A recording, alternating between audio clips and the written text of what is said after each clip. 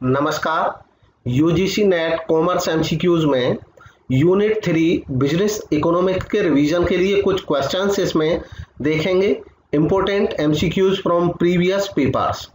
पिछले UGC net के paper से ही ये एमसीक्यूज लिए गए हैं और इस यूनिट के एक रिवीजन के फास्ट रिवीजन के तौर पे हम इनको करेंगे। सबसे पहला क्वेश्चन देखेंगे। इसमें अगर आप प्रैक्टिस एक टेस्ट की तरह इसको लेना चाहते हैं तो पॉज करके आप ऑप्शंस को सोल्व कर सकते हैं। मैं इसका डायरेक्ट आंसर ही इसमें केवल बताऊंगा। Match the following theories of profit with their propounders. ये थ्योरीज हैं प्रॉफिट की और ये इनके प्रोपाउंडर्स के नेम्स हैं, इनको मैच करना है करेक्टली। सबसे पहली है profit as rent of ability. तो इसके जो थ्योरिस्ट हैं, जो प्रोपाउंडर हैं, वो हैं F.A. वॉकर। नेक्स्ट है डायनामिक थ्योरी ऑफ प्रॉफिट। इसके प्रोपाउंडर हैं J.B. क्लार्क। नेक्स्ट है रिस्क थ्योरी ऑफ प्रॉफिट। इसके प्रोपाउंडर हैं F.B. हॉले। नेक्स्ट है इनोवेशन थ्योरी ऑफ प्रॉफिट। इसके प्रोपाउंडर हैं जोसेफ A. शुम्पीटर। नेक्स्ट है maximisation of firm's growth rate subject to managerial and financial constraints as one of the important alternative objectives of specially large business corporations was pleaded by। इसमें कहा गया है कि खास तौर पे जो लार्ज बिजनेस कॉरपोरेशन होते हैं उनके केस में एक अल्टरनेटिव ऑब्जेक्टिव होता है maximisation of firm's growth rate subject to managerial and financial constraints. तो यह किसने प्लीड किया या किसने दिया? इसका सही ऑप्शन है ऑप्शन 2, रॉबिन मैरिस। नेक्स्ट है on which of the following assumptions the theory of consumer behaviour on cardinal utility approach is not based. Question में पूछा गया है कि जो कार्डिनल यूटिलिटी अप्रोच है वो कुछ एजम्पशंस पे बेस्ड है, इनमें से कौन सी एजम्पशन नहीं है? तो जो एजम्पशन नहीं है वो 4 है, ये इसकी एजम्पशन है नहीं। बाकी 3 एजम्पशंस हैं, इसलिए बाकी 3 को पढ़ना महत्वपूर्ण है। कार्डिनल यूटिलिटी अप्रोच की थ्योरीज, कंज्यूमर इज रेशनल, इसकी जो अप्रोचेज हैं एजम्पशंस हैं, consumer is rational, limited money income of the consumer, maximum of total satisfaction. Next देखेंगे in the case of consumer's equilibrium to be explain through an ordinal approach. Question में कहा गया है कि उस केस में जब कंज्यूमर इक्विलिब्रियम को एक्सप्लेन करना हो ऑर्डिनल अप्रोच थ्योरी के माध्यम से। व्हेन देयर आर 2 कमोडिटीज, जब 2 कमोडिटी हो, विद देयर प्राइसेस गिवन, उनके प्राइस दिए हुए हों, and with limited income of the consumer, और कंज्यूमर की लिमिटेड इनकम दी गई हो। The following information is required. तो जो इन्फॉर्मेशन है वो ये रिक्वायर्ड है। कहा गया है कि arrange the information required in the correct sequence and choose the right option from those below. तो इसमें करेक्ट सीक्वेंस हमको चयन करना है और गिवन जो ऑप्शंस हैं उनमें से सही का निशान लगाना है। तो इसमें से जो सही ऑप्शन है वो 2 है। इसका मतलब हुआ कि सबसे पहले इस प्रोसेस में इंडिफरेंस मैप आइडेंटिफाई किया जाएगा या ड्रॉ किया जाएगा, बनाया जाएगा। उसके बाद हम देखेंगे प्राइस लाइन या बजट लाइन को देखेंगे और फिर उसके बाद बारी आएगी equality of slopes of IC और बजट लाइन, इसको चेक करेंगे। और लास्ट में फिर point of tangency between IC and budget line. Next है इसमें असर्शन है एक और एक रीजन है, हमें पता लगाना है कौन सा इनमें से सही है। तो इसमें से दोनों ही करेक्ट हैं, लेकिन जो रीजन है ये इसकी एक्सप्लेनेशन राइट नहीं है। हालांकि दोनों करेक्ट स्टेटमेंट है, तो करेक्ट करके हमको इनको पढ़ना है, समझना है। U shaped long run average cost curve. Long run average cost curve जो कि यू शेप्ड होता है is based on the assumption, वो इस अजम्पशन पे बेस होता है दैट इकोनॉमीज ऑफ स्केल, कि economies of scale prevail at small levels of production.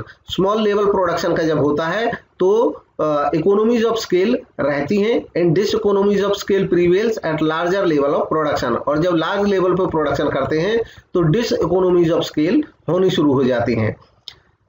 फिर नेक्स्ट जो रीजन स्टेटमेंट है ये भी करेक्ट है।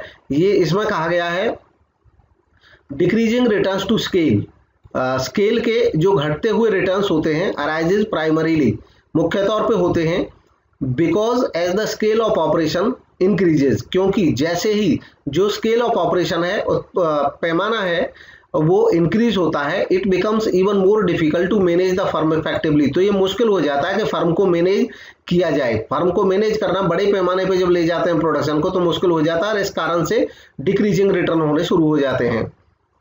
नेक्स्ट है, in which of the following commodities when a consumer spends so much the negative income effect overwhelms the positive substitution effect so as the underlying demand curve is positively sloped। इसमें कहा गया है question में कि इनमें से कौन सी commodity है, किस टाइप की कमोडिटी होगी जब एक कंज्यूमर स्पेंड करता है, खर्च करता है सो मच, इतना ज्यादा, दैट नेगेटिव इनकम इफेक्ट ओवरवेम्स, कि वो नेगेटिव इनकम इफेक्ट जो होता है उसका वो पॉजिटिव सब्स्टिट्यूशन इफेक्ट को ओवरकम कर देता है, मतलब इसको पीछे छोड़ देता है। As the underlying demand curve is positively sloped, और क्योंकि जो अंडरलाइंग डिमांड कर्व होता है वो पॉजिटिवली स्लोप्ड हो जाता है। तो जो सही ऑप्शन है वो है 3, गिफिन गुड्स। नेक्स्ट है, the essence of law of diminishing return is, law of diminishing return का जो एसेंस है, सार है, वो क्या है? ऑप्शन 2 इसमें करेक्ट है, नेगेटिव मार्जिनल प्रोडक्शन। नेक्स्ट है, in which of the following price policies a firm charges higher initial price for the product and reduces it over time as the demand at higher price is satisfied। इसमें कहा गया है कि इनमें से कौन सी pricing की पॉलिसी है जिसमें एक फर्म चार्ज करती है शुरुआत में हायर प्राइस, ऊंचा प्राइस प्रोडक्ट के लिए, और बाद में इसको कम कर देती है जैसे जैसे समय गुजरता है, और डिमांड जो हायर प्राइस पे जो डिमांड होती है वो सेटिस्फाई हो जाती है। तो इसका सही जवाब है ऑप्शन 3, स्कीमिंग। हाई डिमांड पे रेट ज्यादा ले लेते हैं, बाद में सस्ता कर देते हैं। नेक्स्ट है, which one of the following is not the pre requisite of the price discrimination. Price discrimination, कीमत विभेद, मूल्य विभेद की इनमें से कौन सी प्री रिक्वेजिट, पूर्व मान्यता, पहले से शर्त नहीं है? तो जो शर्त नहीं है उसको अलग कर देना है। सेकंड जो है ये शर्त नहीं है इसकी, जो बाकी है उनको पढ़ लेना है।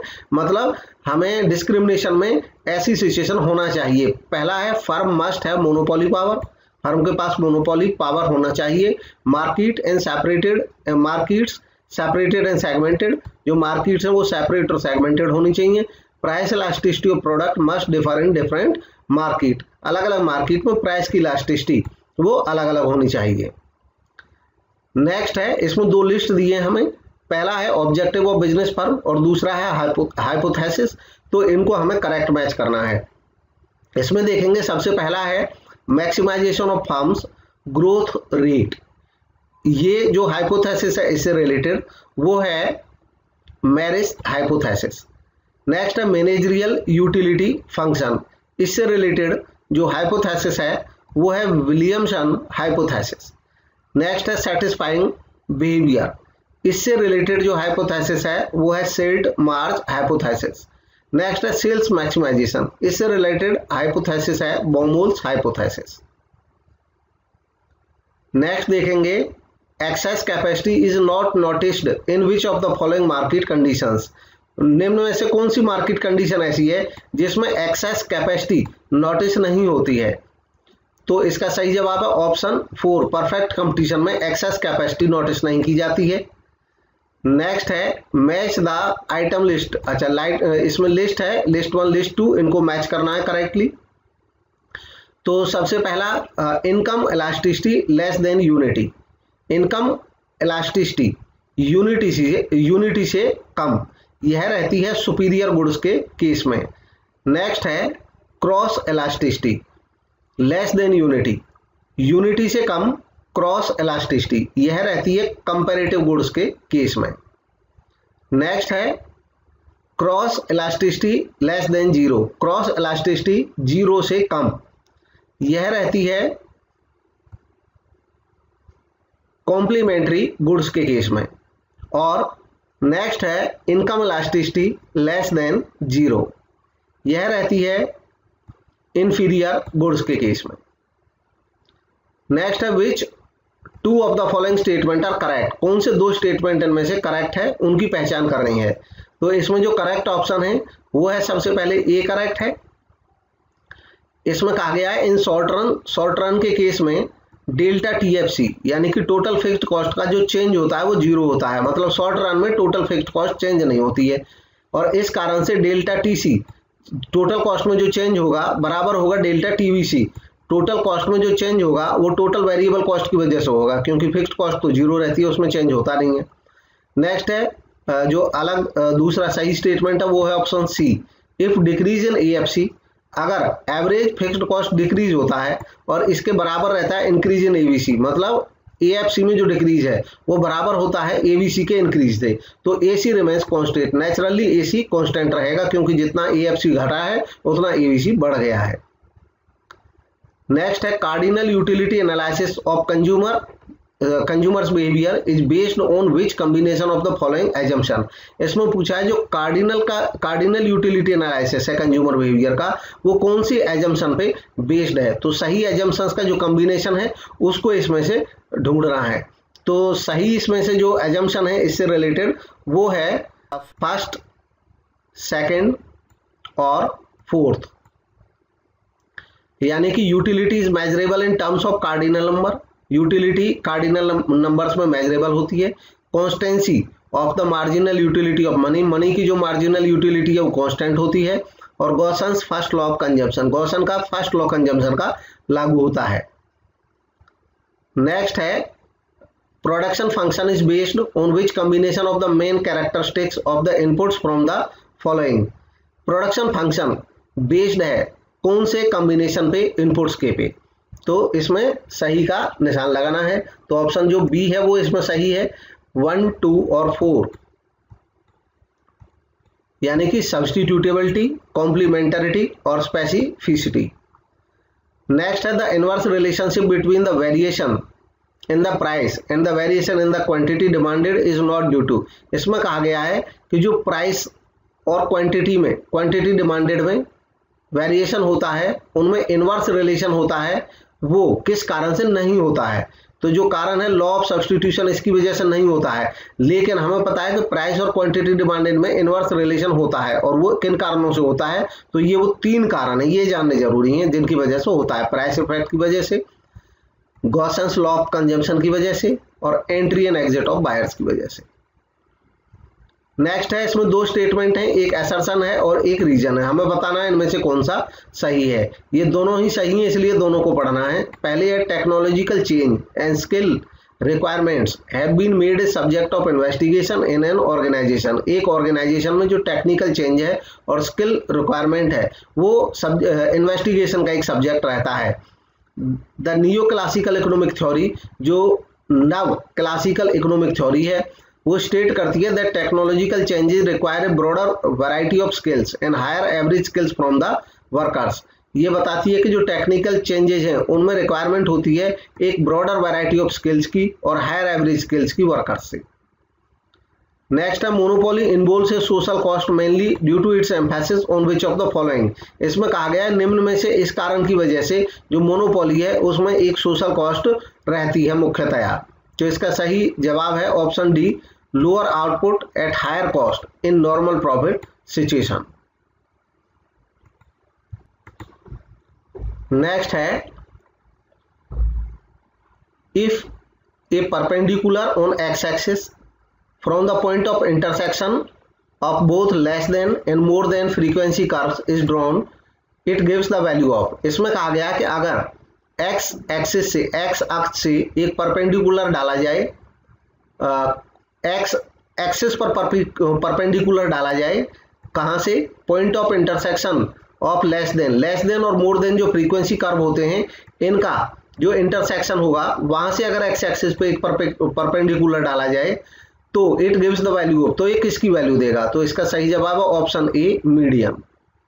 नेक्स्ट है इसमें अगेन 2 स्टेटमेंट दिए गए हैं, हमें बताना है कि इनमें से कौन सा सही है।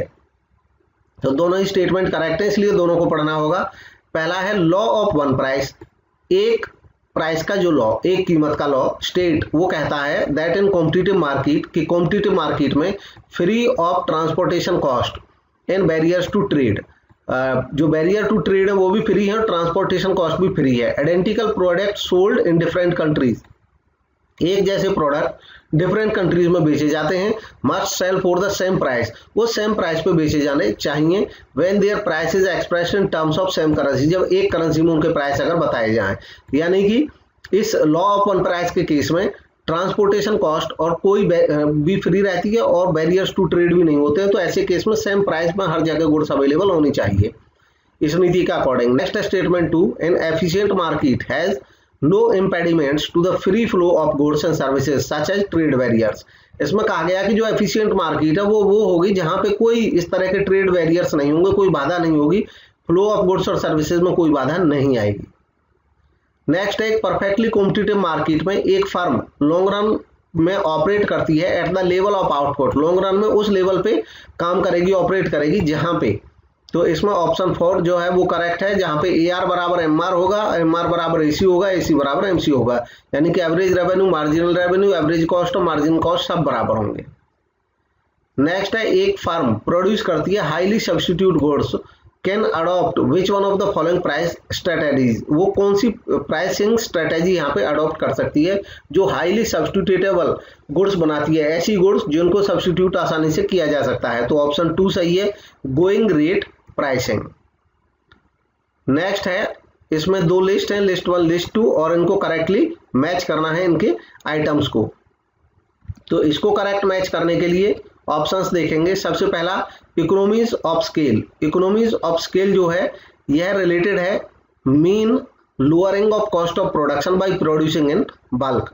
नेक्स्ट है इंटरनल इकोनॉमीज, यह रिलेटेड है arise when cost per unit depends on size of the firm. Next है एक्सटर्नल इकोनॉमीज, यह रिलेटेड है, यह होती है अराइज होती है when cost per unit depend on the size of industry not the firm. And next है economies of scope, तो यह रिलेटेड है अराइज होती है या उस समय when lower average cost of manufacturing a product when 2 complementary products are produced by a single firm. Next है, इसमें 3 स्टेटमेंट दिए गए हैं, when labor is plotted on x axis and capital is plotted on y axis, labour x axis पे है और capital y axis पे है, and an isoquant is prepared, और एक समोत्पाद वक्र तैयार किया जाता है, then which of the following statement is are false, तो इनमें से कौन सा स्टेटमेंट फॉल्स होगा यह बताना है। तो जो फॉल्स है वो C है, इसलिए C को हमें ना देख करके A और B को पढ़ना है जो कि फॉल्स नहीं है यानी कि करेक्ट है। Marginal rate of technical substitution of labour for capital is equal to the slope of the isoquant, isoquant की जो स्लोप होती है उसके बराबर होता है marginal rate of technical substitution of labour on capital. Next जो सही स्टेटमेंट है वो है marginal rate of technical substitution of labour for capital is equal to change in the units of capital divided by the change in the units of labour. Next है 25, विच one of the following is not the basic property of indifference curve, इसमें हमें बताना है कि indifference curve की इनमें से कौन सी बेसिक प्रॉपर्टी नहीं है, तो जो 2 है वो बेसिक प्रॉपर्टी नहीं है, और इसका मतलब हुआ कि इंडिफरेंस कर्व की बाकी जो है वो प्रॉपर्टी हैं। तो इंडिफरेंस कर्व की प्रॉपर्टी में पहला है indifference curve have a negative slope, इनका नेगेटिव स्लोप होता है। Indifference curve do not intersect nor are they tangent to one another, indifference curve जो होते हैं ना तो वो एक दूसरे को काटते हैं ना ही वो एक दूसरे के टेंजेंट होते हैं। और upper indifference curve indicate higher level of satisfaction, और जितना ऊपर का इंडिफरेंस कर्व होगा वो उतना ही ऊपर के सेटिस्फैक्शन लेवल को बताएगा, यानी कि जो अलग अलग इंडिफरेंस कर्व होंगे इनमें से जो ऊपर का होगा वो ज्यादा सेटिस्फैक्शन के लेवल को दिखाएगा। नेक्स्ट है फॉलोइंग आर द 2 स्टेटमेंट, ये 2 स्टेटमेंट हैं, अगेन फिर स्टेटमेंट 1 और 2, हमें देखना है कौन सा इनमें से करेक्ट है। तो इसमें दोनों ही स्टेटमेंट जो है वो करेक्ट हैं, इसलिए दोनों पढ़ते हैं। Accounting profit is a surplus of total revenue over and above all paid out cost, accounting profit जो होता है वो सरप्लस होता है टोटल रेवेन्यू का, जो कि टोटल रेवेन्यू ऊपर होती है पेड आउट कॉस्ट से, यानी कि जो कॉस्ट पे की है उनसे ज्यादा जितनी रेवेन्यू होती है वो अकाउंटिंग प्रॉफिट कहलाता है, including both manufacturing and overhead expenses, और इस पेड आउट कॉस्ट में दोनों तरह के खर्चे शामिल रहते हैं, मैन्युफैक्चरिंग भी और ओवरहेड के भी। नेक्स्ट है इकोनॉमिक और प्योर प्रॉफिट, इकोनॉमिक या प्योर प्रॉफिट होता है a residual left after all contractual cost have been met, जब कॉन्ट्रेक्चुअल कॉस्ट जितनी भी हैं वो सब पे कर दी जाए उसके बाद जो अधिशेष बचता है, रेजिडुअल बचता है, including the transfer cost of management, insurable risk, depreciation and payment to share holder sufficient to maintain investment at its current level, यानी कि इन सबको भी देने के बाद जो बचता है वो इकोनॉमिक या प्योर प्रॉफिट कहलाता है। नेक्स्ट है which one of the following is not the assumption on which the theory of consumer behaviour is based on the cardinal utility approach. इसमें कहा गया है कि इनमें से कौन सी एजम्पशन नहीं है जो कि theory of consumer behaviour based है और कार्डिनल यूटिलिटी अप्रोच बेस्ड है।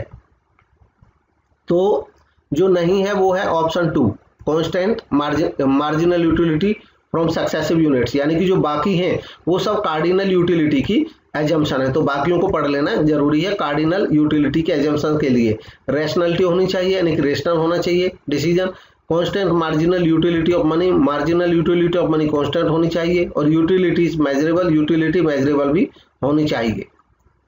नेक्स्ट है which one of the following statement is true, इनमें से कौन सा सही ट्रीटमेंट है, बस उसको पढ़ना है, छांटना है। तो ऑप्शन ए जो है, ऑप्शन 1 यानी ये करेक्ट है। Pure profit is the return in exchange of the opportunity cost. जो प्योर प्रॉफिट होता है वो है return in excess of the opportunity cost, जो अपॉर्चुनिटी कॉस्ट से ऊपर मिलता है। नेक्स्ट है, इसमें फिर से 2 स्टेटमेंट दिए हैं, हमें देखना है कौन सा करेक्ट है। तो स्टेटमेंट 1 जो है वो करेक्ट है, इसलिए 1 को पढ़ेंगे, 2 करेक्ट नहीं है, इसको छोड़ देंगे। ये कहता है business decision makers deal with the complex rather chaotic business conditions of the real world. जो बिजनेस के डिसीजन मेकर होते हैं, उसके जो मैनेजर्स होते हैं, वो डील करते हैं बड़ी ही कॉम्प्लेक्स और chaotic बिजनेस कंडीशंस को, जो रियल वर्ल्ड की बड़ी मुश्किल सिचुएशंस होती हैं उनको, and have to find the way to their destination, और इससे उन्हें अपना लक्ष्य प्राप्त करना होता है। Achieving the goal that they set for themselves, यानी कि जो गोल वो अचीव करना चाहते हैं उस गोल को अचीव करने के लिए वो मुश्किल जो डिसीजंस हैं उनसे डील करना पड़ता है। नेक्स्ट है for the success of penetration price policy which one of the following is not desirable. जो पेनेट्रेशन प्राइस पॉलिसी होती है, यानी कि सस्ता मूल्य नीति जो होती है, which one of the following is not desirable, उसके लिए इनमें से कौन सा डिजायरेबल नहीं है। तो जो 3 है ये डिजायरेबल नहीं है, बाकी डिजायरेबल है। इनको पढ़ना है कि पेनेट्रेशन पॉलिसी कब लागू होती है। पहला है short run demand for the product to have elasticity greater than utility. दूसरा availability of economies of large scale production. और तीसरा होगा easy acceptance and adoption of the product by the consumers. Next है kinked demand curve model of oligopoly was developed by, किसने दिया था kinked demand curve model oligopoly का? यह दिया था ऑप्शन डी, स्वीजी ने। नेक्स्ट है cost plus pricing strategy suitable for. Cost plus pricing strategy जो होती है वो किसके लिए सूटेबल होती है? तो इसका जो सही जवाब है, इसके सही ऑप्शंस हैं, सबसे पहला प्रोडक्ट टेलरिंग के केस में, इसके बाद सेकंड रिफ्यूजल प्राइसिंग के केस में, और इसके बाद है मोनोप्सोनी प्राइसिंग के केस में। नेक्स्ट है impact of price variation is to change. इसमें से हमें बताना है कि जो इंपैक्ट है प्राइस वेरिएशन का इंपैक्ट जो होता है वो होता है चेंज करने के लिए इसको। Option 2 the degree of elasticity of demand as well as the degree of elasticity of supply in inverse direction, यानी कि प्राइस वेरिएशन का जो इम्पैक्ट पड़ता है वो डिमांड, इलास्टिसिटी ऑफ डिमांड की डिग्री और इलास्टिसिटी ऑफ सप्लाई की डिग्री पे इनवर्स तौर पे पड़ता है, विपरीत दिशा में पड़ता है। नेक्स्ट है producer's equilibrium as per isoquant and isocost can be determined on which combination of the following. जो प्रोड्यूसर्स इक्विलिब्रियम होता है आइसो क्वेंट और आइसो कॉस्ट के अनुसार, वो डिटरमाइन होता है कौन से पॉइंट्स पे, यानी कि कौन सी ऐसी स्टेटमेंट इनमें से जो इसको डिटरमाइन करने में मदद करते हैं। तो इसका जो सही जवाब है वो है पहला convex to the origin isoquant. Next है portion of isoquant with ridgelines, and next है कंप्लीट कॉम्प्लीमेंटरिटी आइसोक्वेंट। अगला फिर 2 लिस्ट दी हैं इसमें और हमें करेक्ट मैच करना है। तो सबसे पहला है कार्डिनल यूटिलिटी एनालिसिस, इसके देने वाले हैं अल्फ्रेड मार्शल। इसके बाद है ऑर्डिनल यूटिलिटी एनालिसिस, इसके देने वाले हैं JR Hicks and RGD Allen. इसके बाद है रिवील्ड प्रेफरेंस एनालिसिस, इसके देने वाले हैं पॉल A सैमुअल्सन। और नेक्स्ट है लॉजिकल ऑर्डरिंग एनालिसिस, इसके देने वाले हैं JR हिक्स। नेक्स्ट है in case of quantity of A commodity demanded changes due to change in price of commodity, it is called। इसमें कहा गया है कि उस केस में जब quantity of commodity demanded change होती हो चेंज इन प्राइस की वजह से जब कमोडिटी डिमांडेड चेंज होती हो तो यह कहलाता है ऑप्शन 2, या तो एक्सपेंशन होगा या कॉन्ट्रैक्शन होगा डिमांड का। नेक्स्ट है monopoly is not considered desirable from the point of view of the society mainly because the monopolist endeavours to.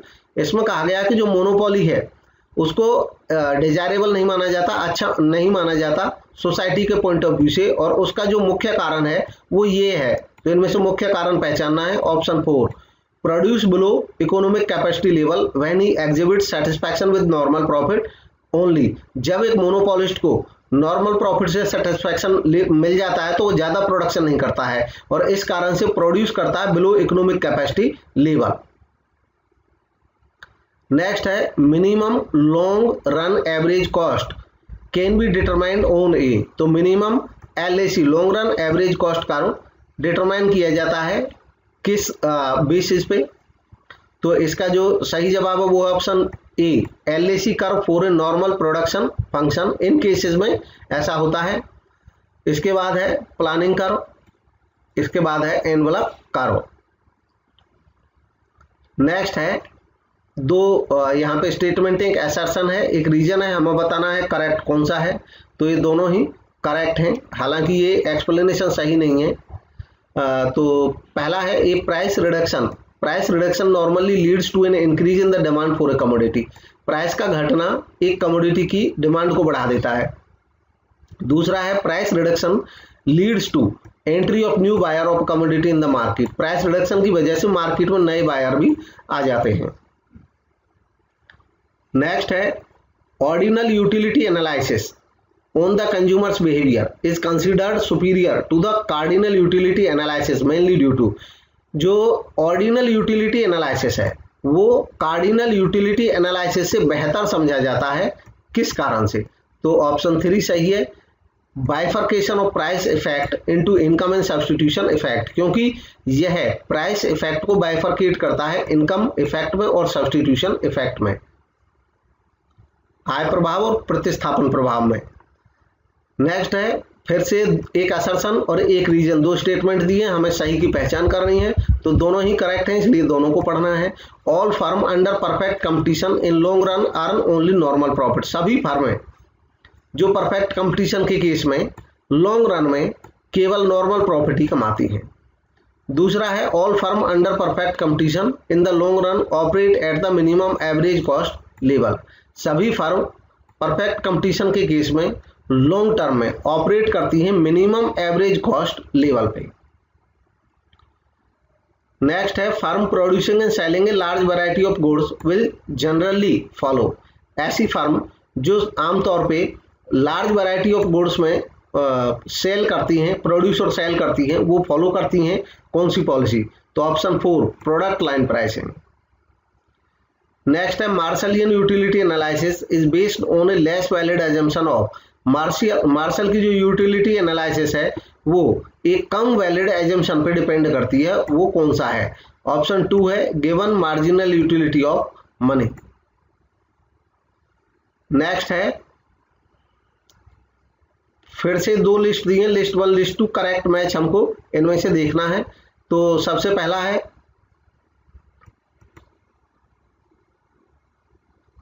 Constant average cost over A range of output, यह related है reserve capacity. Next है average cost becomes constant momentarily, यह related है economic capacity से। Next है normal average cost is a U shaped curve, यह related है economies और डिस इकोनॉमीज से। नेक्स्ट है modern long run average cost is L shaped, यह रिलेटेड है production and managerial cost effect. Next है फिर से लिस्ट 1 और लिस्ट 2, दो लिस्ट दी है, हमें करेक्ट को मैच करना है। सबसे पहला है जीरो इनकम इलास्टिसिटी, यह होती है इंडिफरेंट गुड्स के केस में। नेक्स्ट है यूनिट क्रॉस इलास्टिसिटी, यह होती है इंडिपेंडेंट गुड्स के केस में। नेक्स्ट है पॉजिटिव क्रॉस इलास्टिसिटी, यह होती है सब्स्टिट्यूट गुड्स के केस में। और नेक्स्ट है नेगेटिव क्रॉस इलास्टिसिटी, यह होती है कॉम्प्लीमेंट्री गुड्स के केस में। नेक्स्ट है consumer is said to be in equilibrium maximising his total utility when, इसमें कहा गया है कि कंज्यूमर को तब इक्विलिब्रियम में समझा जाता है जब उसकी जो यूटिलिटी है वो मैक्सिमाइज हो जाती है। कौन से केस में? तो ऑप्शन बी है the proportion of marginal utilities and respective prices are equal, जब ये इक्वल हो जाएं। नेक्स्ट है the inverse relationship between variation in the price and quantity demanded is not due to, यानी कि जो प्राइस का वेरिएशन होता है और क्वांटिटी डिमांडेड का जो वेरिएशन होता है ये इनवर्स रहते हैं, विपरीत रहते हैं एक दूसरे के। जब प्राइस बढ़ता है तो क्वांटिटी डिमांडेड घटती है या इसका उल्टा। तो ये जो इनवर्स रिलेशनशिप है वो इस कारण से नहीं होता है, जिस कारण से नहीं होता है उसकी पहचान करनी है। Option C future expectation. इसके अलावा जो है इन सब के वजह से होता है, तो ये जान लेने जरूरी है। इनकम इफेक्ट की वजह से इनमें जो प्राइस में और क्वांटिटी डिमांडेड में वेरिएशंस होते हैं वो उसके कारण ये होते हैं। इनवर्स रिलेशन जो होता है प्राइस में और क्वांटिटी डिमांडेड में वो इन कारणों से होता है, इनकम इफेक्ट की वजह से, सब्स्टिट्यूशन इफेक्ट की वजह से और law of diminishing marginal utility की वजह से। नेक्स्ट फिर से दो लिस्ट हैं और इनमें से करेक्ट का चयन करना है। तो सबसे पहले है a market having high price elasticity, यह होता है डिफरेंशियल प्राइसिंग के केस में। नेक्स्ट है market having high price inelasticity, यह होता है पेनेट्रेटिंग प्राइसिंग के केस में। नेक्स्ट है market having several segment differing prominently with regard to price elasticity of their demand, यह रिलेटेड है स्कीमिंग प्राइसिंग से। नेक्स्ट है फिर से असर्शन और रीजन, दो स्टेटमेंट दिए हैं, हमें देखना है कौन सा ट्रू है। तो इसमें जो ए है वो ट्रू है, ए ट्रू है, लेकिन जो आर है वो ट्रू नहीं है, इसलिए केवल ए पे ध्यान देना है। A perfectly competitive firm is not a price maker but a price taker, एक पूर्णतया जो कॉम्पिटिटिव प्रतियोगी फर्म होती है वो प्राइस मेकर ना होकर के प्राइस टेकर होती है। नेक्स्ट है rectangular hyperbola shape demand curve on all it's points has, एक रेक्टेंगुलर हाइपरबोला के शेप का डिमांड कर्व जो होता है वो अपने सभी पॉइंट्स पे होता है। Option C unequal slopes and equal point elasticity, slope unequal और पॉइंट इलास्टिसिटी इक्वल होती है। नेक्स्ट है at a point of satiety for a commodity the marginal utility is, satiety के पॉइंट पे जब एक कमोडिटी का उच्चतम बिंदु आ जाता है तो मार्जिनल यूटिलिटी होती है सी 0। नेक्स्ट है which one of the following does not explain the basic nature of business economics, इनमें से कौन सा बिजनेस इकोनॉमिक्स की बेसिक नेचर को एक्सप्लेन नहीं करता है, उसकी पहचान करनी है। तो ये नहीं करता है, इसका मतलब जो बाकी हैं बी के अलावा जो बाकी हैं ऑप्शंस हैं, तो बाकी जो पॉइंट्स हैं वो बिजनेस इकोनॉमिक्स के बेसिक नेचर को एक्सप्लेन करते हैं, यानी कि बाकी जो है वो बिजनेस इकोनॉमिक्स की नेचर है या फीचर हैं, तो उनको पढ़ना जरूरी है। Behaviour of firms in theory and practice, इसके बाद है use of tools of economic analysis and clarifying problems and organising and evaluating information and in comparing alternative courses of action. Next है integration of economic theory with business practices for the purpose of facilitate decision making. कुल मिलाकर के मतलब ये है कि जो business economics का नेचर है वो ये है कि ये बिहेवियर ऑफ फर्म का थ्योरी और प्रैक्टिस में स्टडी करता है। इसके अलावा ये टूल्स देता है इकोनॉमिक एनालिसिस के जो प्रॉब्लम्स को क्लैरिफाई करते हैं ऑर्गेनाइजेशन की को। इसके अलावा ये इंटीग्रेट करता है इकोनॉमिक थ्योरी को बिजनेस प्रैक्टिसेस के साथ में।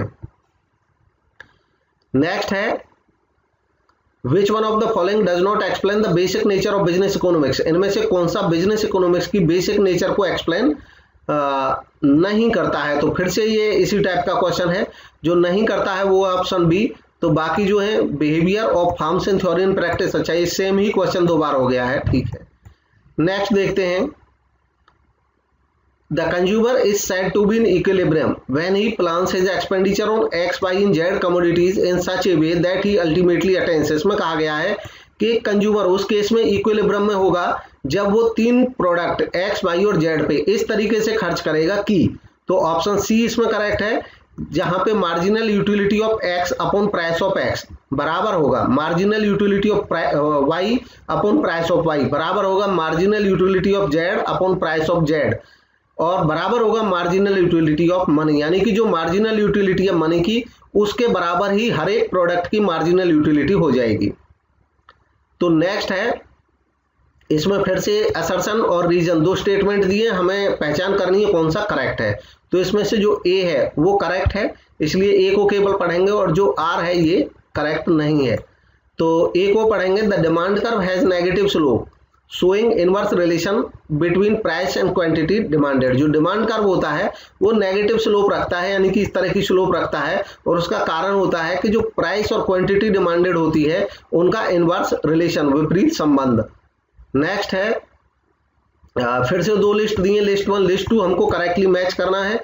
तो सबसे पहले देखेंगे क्रॉस इलास्टिसिटी 0, ये होगा इस केस में जब टू कमोडिटीज आर इंडिपेंडेंट, जब दो कमोडिटीज ये इसके साथ है इंडिपेंडेंट होंगी। सेकंड है शटडाउन पॉइंट, शटडाउन पॉइंट होगा प्राइस उस जगह पे जहां पे प्राइस बराबर होगा एवरेज वेरिएबल कॉस्ट के। इसके बाद है स्लस्की थ्योरम, तो यह थ्योरम होगी सब्स्टिट्यूशन इफेक्ट के केस में। और नेक्स्ट है प्रोडक्शन पॉसिबिलिटी कर्व, इससे रिलेटेड है ट्रांसफॉर्मेशन लाइन। नेक्स्ट देखेंगे business economics is a subject which, अब बिजनेस इकोनॉमिक्स एक ऐसा सब्जेक्ट है जो कि ऑप्शन सी सही है इसमें कि डील करता है with tools of economics, economics के टूल्स के साथ डील करता है जो कि यूज किए जाते हैं डिसीजन मेकिंग के लिए बिजनेस में। नेक्स्ट है according to law of variable proportion, law of variable proportion के अनुसार second stage of production and, second stage production की वहां पे समाप्त होती है जब ये समाप्त होती है जब marginal productivity of the variable input becomes zero, variable input की जो मार्जिनल प्रोडक्टिविटी है जब वो जीरो हो जाती है, and average productivity is positive, और एवरेज प्रोडक्टिविटी उस समय तक पॉजिटिव रहती है। नेक्स्ट है दो लिस्ट दिए फिर से, और इनमें से हमें करेक्ट जो ऑप्शन है उसको ढूंढना है। तो फर्स्ट देखेंगे इंक्रीज इन डिमांड, यह होगा rightward shift of the demand curve. Next है कॉन्ट्रैक्शन ऑफ डिमांड, यह होगा, इसके बाद बी कॉन्ट्रैक्शन ऑफ डिमांड, तो यह होगा leftward movement along the demand curve. इसके बाद क्रॉस डिमांड, यह होगा demand of one commodity with changes in the price of another related commodity, और joint demand, यह होगा demand of more than one commodity to satisfy one specific want के case में। Next है 59 which one of the following is not a property of indifference curve, इनमें से कौन सी indifference curve की प्रॉपर्टी नहीं है। तो जो नहीं है उसकी पहचान करना है, सी नहीं है, बाकी जो है वो इंडिफरेंस कर्व की प्रॉपर्टी है, तो इनको जानना जरूरी है। इंडिफरेंस कर्व की प्रॉपर्टीज क्या है? नेगेटिवली स्लोपिंग, ये नेगेटिवली स्लोप होता है indifference curve. Convex to the point of origin, ये पॉइंट ऑफ ओरिजिन के प्रति कॉन्वेक्स होता है। और two indifference curve do not intersect each other, दो इंडिफरेंस कर्व एक दूसरे को नहीं काटते हैं। नेक्स्ट है which one of the following is not the basic assumption of the cardinal utility analysis, इनमें से कौन सा कार्डिनल यूटिलिटी एनालिसिस का बेसिक एजम्पशन नहीं है? तो जो नहीं है वो है सी, यानी कि बाकी हैं, तो जो बाकी हैं वो कार्डिनल यूटिलिटी एनालिसिस की एजम्पशन है, उनको समझना है। Rationality of consumer, consumer rational है। Utility cardinally measurable, utility cardinally measurable है। और हाइपोथेसिस ऑफ इंडिपेंडेंट यूटिलिटी, जो हाइपोथेसिस इसमें लिया जाता है इंडिपेंडेंट यूटिलिटी की, यानी कि जो यूटिलिटी है वो इंडिपेंडेंट रहती है। नेक्स्ट है price, marginal revenue and elasticity are related to each other when E equal to 1, जब ई 1 के बराबर हो तो ये इनमें जो रिलेशन है वो किस तरीके से होगा? ऑप्शन सी इसमें करेक्ट ऑप्शन होगा, एम आर मार्जिनल रेवेन्यू बराबर होगा 0 के। नेक्स्ट है मैच करना है, इसमें दो लिस्ट दी है, लिस्ट 1 और लिस्ट 2, तो करेक्ट को इसमें मैच करेंगे। सबसे पहला है indifference curve, indifference curve match करता है कॉन्वेक्स टू द ओरिजिन, यानी कि ये कॉन्वेक्स टू ओरिजिन होता है इंडिफरेंस कर्व।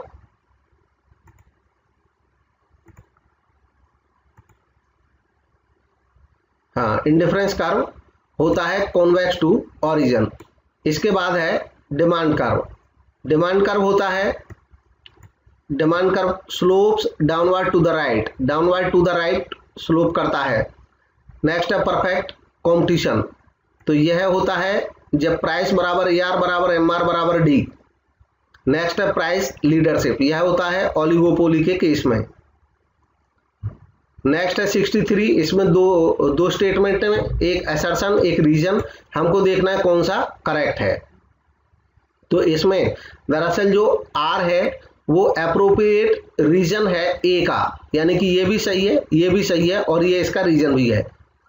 तो सबसे पहला है as the proportion of one variable factor in a combination with fixed factor is increase. जब एक कॉम्बिनेशन में एक फिक्स्ड फैक्टर के साथ वेरिएबल फैक्टर जो होता है वो प्रोपोर्स उसको बढ़ाया जाता है, after a point the marginal product of the factor will diminish.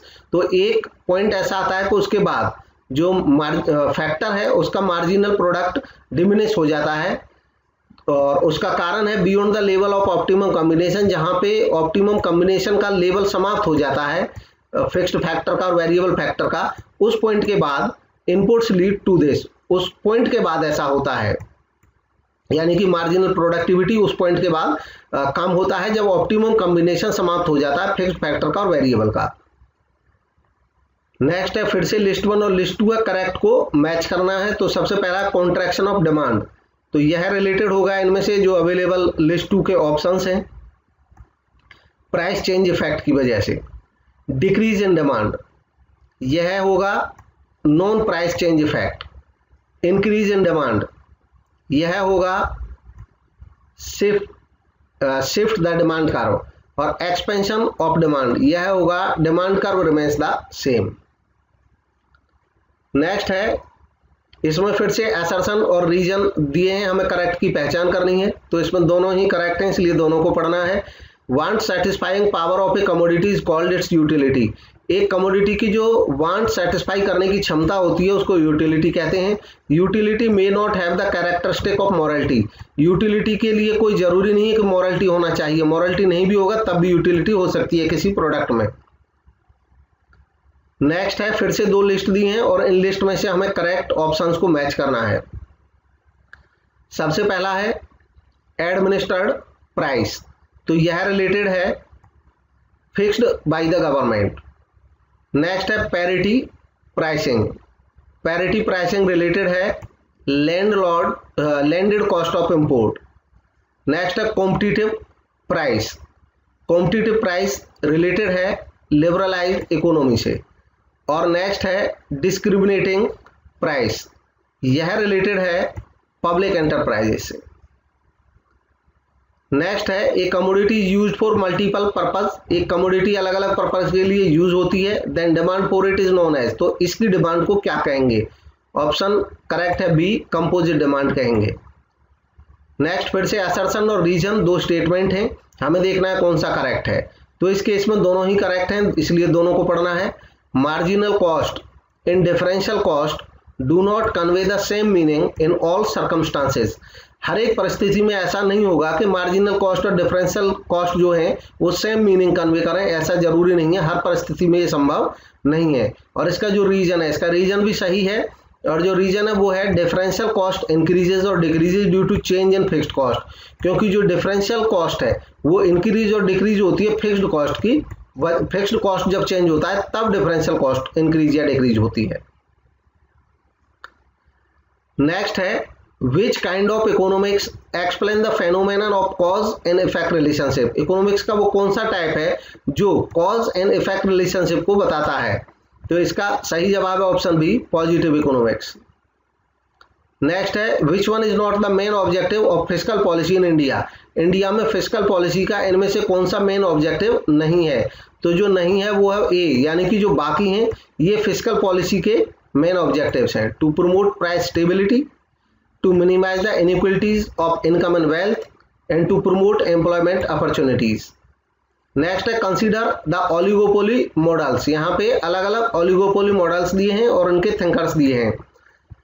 Arrange them in correct sequence as per order of evolution. जिस तरीके से वो एवोल्यूशन हुए हैं, इवोल्व हुए हैं, उस समय के अनुसार इनको करेक्ट ऑर्डर में लगाना है हमको। तो सबसे पहला आता है कॉर्नोल्स डुओपोली मॉडल, इसके बाद आता है Sweezy's kinked demand curve model, इसके बाद आता है Neumann's and Morgenstern's game theory model, और इसके बाद आता है Baumol sales maximisation model.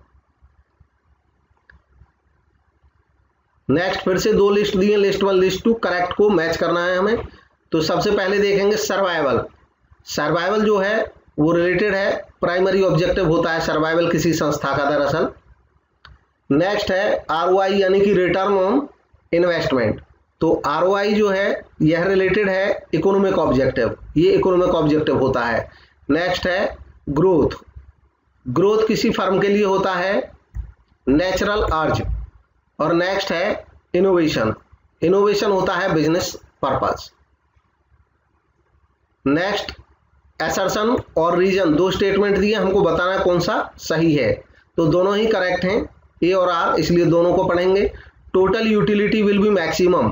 Total utility वहां पे मैक्सिमम होगी when marginal utility to price of respective products are equal, जब मार्जिनल यूटिलिटी रेस्पेक्टिव प्रोडक्ट्स के प्रति इक्वल होगी। नेक्स्ट है deviation from this situation leads to reduction in maximum utility. और इस सिचुएशन से जो डेविएशन होगा, यानी कि जो प्राइस है रेस्पेक्टिव प्रोडक्ट्स के, जब वो उनकी जो यूटिलिटी है मार्जिनल यूटिलिटी जब वो इक्वल नहीं रहेगी, तो ऐसे केस में जो मैक्सिमम यूटिलिटी है वो रिड्यूस हो जाएगी। नेक्स्ट है which of the following refers to perfect competition. इनमें से कौन सा परफेक्ट कॉम्पिटिशन को रेफर करता है, यानी कि परफेक्ट कॉम्पिटिशन से रिलेटेड है। तो इसमें से सही ऑप्शन को चयन करना है। इसमें सही ऑप्शन होगा 2 और 3 केवल। There are no restriction on movement of goods. Movement of goods पे कोई रिस्ट्रिक्शन नहीं होता परफेक्ट कंपटीशन के केस में। और दूसरा है there are no restrictions on factors of production. In पे फैक्टर ऑफ प्रोडक्शन पे भी कोई रिस्ट्रिक्शन नहीं होता है, इनके मूवमेंट पे भी। नेक्स्ट है normally demand curve slopes. Normally जो डिमांड कर्व होता है वो स्लोप्स होता है, किस तरीके से? ऑप्शन बी करेक्ट होगा, डाउनवर्ड। एंड नेक्स्ट और लास्ट क्वेश्चन है आज का, इसमें 76 स्टेटमेंट दिए हैं, इसमें 2 स्टेटमेंट ए और बी, और हमें देखना है कौन सा करेक्ट है। तो स्टेटमेंट ए इसमें करेक्ट है और बी करेक्ट नहीं है, तो बी को नहीं देख करके केवल ए को पढ़ेंगे, समझेंगे। The isoquant curve are drawn convex to the origin. Isoquant curve जो होते हैं वो ओरिजिन के प्रति कॉन्वेक्स होते हैं due to diminishing technical rate of substitution. Diminishing technical rate of substitution की वजह से। तो ये थे फास्ट रिवीजन के लिए बिजनेस इकोनॉमिक्स के जो टॉपिक है, यूनिट है, उसके फास्ट रिवीजन के लिए क्वेश्चंस थे। और इनकी डिटेल्ड डिस्कशन के लिए आप चैनल पे बने रहें, सब्सक्राइब करें चैनल को अगर अभी तक नहीं किया है। तो आने वाले टाइम में हम 10-10, 20-20 क्वेश्चन करके इनको फुल्ली और आराम से भी एक्सप्लेन करेंगे।